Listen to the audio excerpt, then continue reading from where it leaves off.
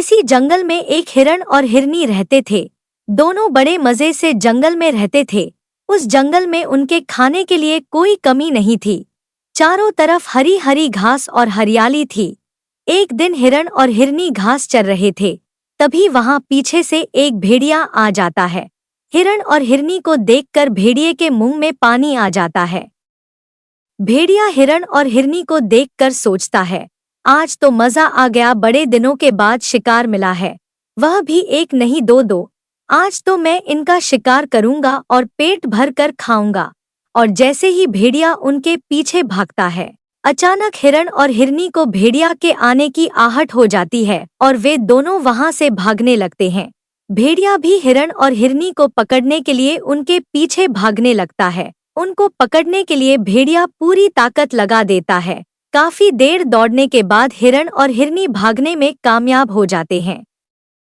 उसके बाद भेड़िया भागते भागते बहुत थक जाता है और हांफने लगता है। उसके बाद भेड़िया सोचता है, इन दोनों का शिकार एक साथ करना तो मुश्किल है। मुझे ऐसा मौका ढूंढना होगा जब इनमें से कोई अकेला मिलेगा, तब मैं उसका शिकार करूंगा।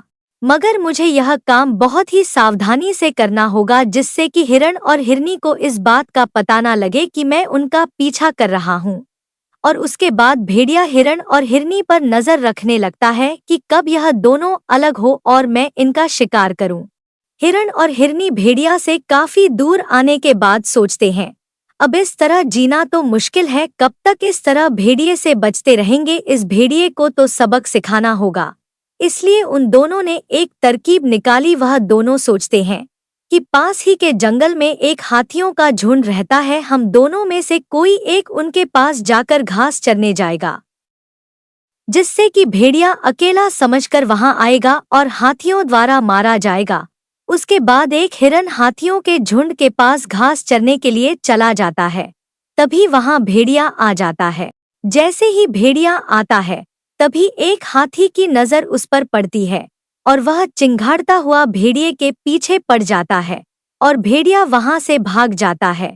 भेड़िया फिर कभी उस जंगल में लौट कर नहीं आता और उसके बाद हिरण और हिरनी बेफिक्र होकर जंगल में रहने लगते हैं।